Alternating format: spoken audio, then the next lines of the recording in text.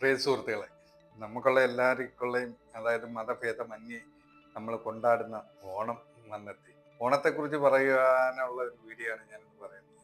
നമ്മൾ എത്ര പേർക്ക് അറിയാം പഴമയുള്ള ഓണം എന്ന് എനിക്കറിയത്തില്ല. കാര്യം 30 വയസ്സിന് താഴെയുള്ള മിക്ക കുട്ടികൾക്കും പഴമയുള്ള ഓണത്തെക്കുറിച്ച് അറിയാൻ വഴിയില്ല. 30 വയസ്സിന് മേളിലോട്ടുള്ള ആൾക്കാർക്കാണെന്നുണ്ടെങ്കിൽ തീർച്ചയായും പഴമയുള്ള ഓണത്തെക്കുറിച്ച് നല്ല അറിവാണ്.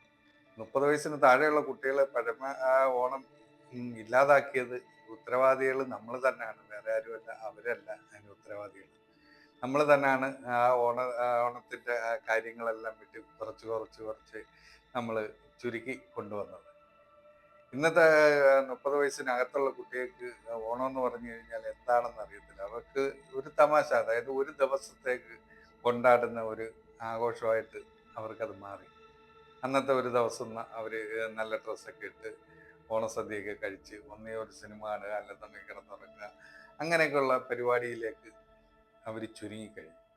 പക്ഷേ പഴയ ഓണം എന്ന് പറഞ്ഞു കഴിഞ്ഞാൽ അങ്ങനെയൊന്നുമല്ല.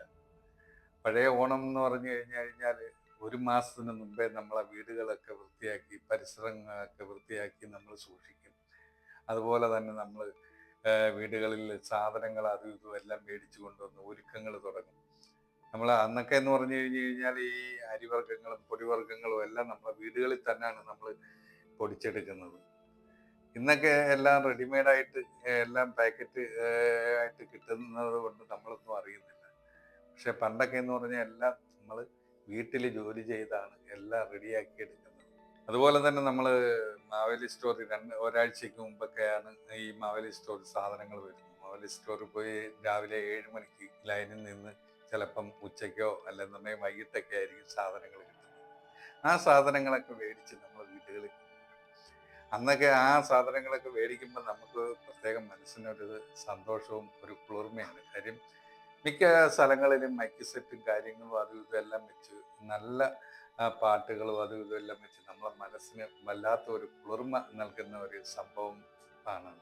ഇന്നും മിക്കയിടത്തും മൈക്ക് സെറ്റുകളുണ്ട്, അപൂർവമായിട്ടൊക്കെ ഉള്ളൂ. പലയിടങ്ങളിലും അങ്ങനെയുള്ള ഓണാഘോഷങ്ങളും കാര്യങ്ങളും ഇന്നത്തെ തലമുറയ്ക്ക് ഇല്ല. അന്നെന്ന് പറഞ്ഞു കഴിഞ്ഞാൽ മിക്ക വീടുകളിലും, അതായത് ഊഞ്ഞാല് കെട്ടാൻ സൗകര്യമുള്ള മിക്ക വീടുകളിലും നമ്മൾ ഊഞ്ഞാല് കെട്ടാറുണ്ട്. ഊഞ്ഞാല് കെട്ടാൻ സൗകര്യമില്ലാത്ത വീടുകളിൽ ഉള്ള കുട്ടികൾ ഊഞ്ഞാല് കെട്ടിയ വീടുകളിൽ വരികയും എല്ലാവരും കൂടെ ആടുകയും പാടുകയും കളിക്കുകയും ഒക്കെ ചെയ്യും. അന്നത്തെ ഓരോ കളികൾ എത്ര വിനോദമായിട്ടുള്ള കളികളാണ് നമ്മളെ ഓണത്തിന്. അതായത് കബഡി കളി ആയാലും വടംവലി ആയാലും വള്ളംകളി ആയാലും അതുപോലെ തന്നെ നമ്മൾ തുമ്പി കളി, കുഴിപ്പന്ത് കളി, അങ്ങനെയൊക്കെ ഒരുപാട് കളികൾ. ഓണത്തിന് പുലികളി. ഓണത്തിന് പുലികളി എന്ന് പറഞ്ഞു കഴിഞ്ഞാൽ ചെറുപ്പക്കാർ സെറ്റുകാർക്ക് പ്രത്യേക ഒരു ഹരമാണ്. കാര്യം ഓണത്തിന് ഒരു 2 ആഴ്ചക്ക് മുമ്പേ കുറെ പിള്ളേരും സെറ്റുകളും ഒക്കെ ആയിട്ട് ഒരു പുലിയെ കെട്ടുക. അതായത് അന്നത്തെ ഈ വാഴയുടെ ഉണങ്ങിയ ഇല വെച്ചാണ് ചുറ്റി വരിഞ്ഞ് കെട്ടി ഒരു പുലിയെ പോലെ ഉണ്ടാക്കി നമ്മൾ വീടുകളിലെല്ലാം ചെന്ന് നമ്മളൊരു ചെറിയൊരു പിരിവൊക്കെ നടത്തും. അതുപോലെ തന്നെ നമ്മൾ 1 മാസത്തിന് 2 മാസത്തിന് മുമ്പ് തന്നെ നമ്മൾ ഓണം വരുന്നതിന് 2 മാസത്തിന് മുമ്പ് തന്നെ നമ്മൾ ചില്ലറ പൈസകളൊക്കെ മേടിച്ച് നമ്മൾ സ്വരൂപിട്ട് വെക്കും. എന്തിനു വേണ്ടിയാന്ന് വെച്ച് കഴിഞ്ഞാൽ അന്ന് ഒരു ഹരമാണ് തോക്കും പൊട്ടാസും. ഈ തോക്കും പൊട്ടാസും നമ്മൾ പോകുന്ന വഴിക്കും കടകളിലൊക്കെ പോകുമ്പോഴൊക്കെ ഇത് പൊട്ടിച്ച് അതൊക്കെ ഒരു പ്രത്യേക ഒരു ഹരവും പ്രത്യേക ഒരു രസവും ഉള്ള ഒരു സംഭവങ്ങളാണ്. ഇന്നത്തെ കുട്ടികൾക്ക് തോക്കോ പൊട്ടാസോ അങ്ങനെയുള്ള കാര്യങ്ങളൊന്നും അറിയത്തില്ല. അവര് അതിനെക്കുറിച്ച് ചിന്തിക്കുന്നത് പോലും. നമ്മൾ ഒരു കാര്യം പ്രത്യേകം ശ്രദ്ധിക്കണം. കാര്യം എന്ന് പറഞ്ഞു കഴിഞ്ഞാൽ നമ്മളെ സമൂഹത്തിൽ ഇങ്ങനെയുള്ള, അതായത് മതസൗഹൃദമായിട്ടുള്ള കൂട്ടായ്മയിൽ എപ്പോഴും നമ്മൾ പ്രോത്സാഹനം കൊടുക്കണം. കാര്യം അതില്ലാതായി പോയി കഴിഞ്ഞു കഴിഞ്ഞാൽ തീർച്ചയായും നമ്മളെ സമൂഹത്തിൽ ഒരുപാട് വിപത്തുകളും കാര്യങ്ങളും ഉണ്ടാകും. അതുകൊണ്ട് നമ്മൾ ഇങ്ങനെയുള്ള ആഘോഷങ്ങൾ നമ്മൾ പ്രോത്സാഹനം കൊടുത്ത് മുന്നോട്ട് കൊണ്ടുവരണം. അതുപോലെ തന്നെ ഞാൻ നിങ്ങൾക്ക് എല്ലാവർക്കും പ്രത്യേകിച്ച് ഓണ ആശംസകൾ പറയുന്നു.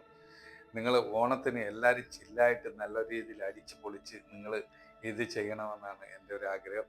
അതുകൊണ്ട് ഇത്രയും പറഞ്ഞുകൊണ്ട് ഞാൻ നിർത്തുന്നു.